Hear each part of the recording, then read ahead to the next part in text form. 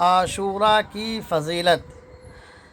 عن ابن عباس رضی اللہ عنہ قال قدم النبی صلی اللہ علیہ وسلم المدینة فرأى اليهود تصوم يوم عاشوراء فقال ما هذا؟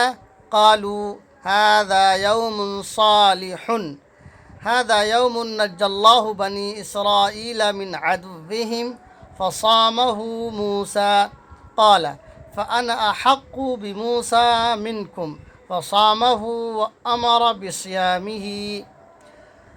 عاشورہ کی فضیلت میں حضرت ابن عباس رضی اللہ تعالی عنہ سے روایت ہے کہ نبی کریم صلی اللہ علیہ وسلم مدینہ المنورہ تشریف لائے۔ آپ نے یہودیوں کو عاشورہ کا روزہ رکھتے ہوئے دیکھا۔ آپ نے فرمایا یہ کیا ہے؟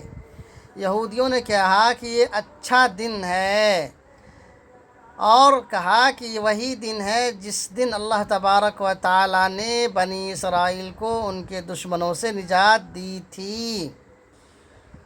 تو موسیٰ علیہ السلام نے اس کا روزہ رکھا تھا۔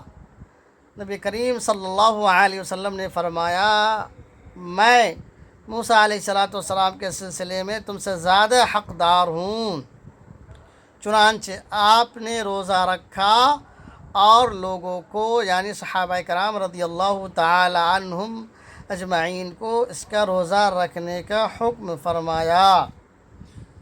دوسری روایت میں بات آتی ہے کہ اس دن آپ نے روزہ رکھنے کا حکم فرمایا، یعنی عاشورہ 10ویں محرم الحرام کو روزہ رکھنے کا حکم فرمایا، اور فرمایا کہ ایک روزہ اور اس میں ملا لو، یعنی 9-10 رکھ لو یا 10-11 رکھ لو۔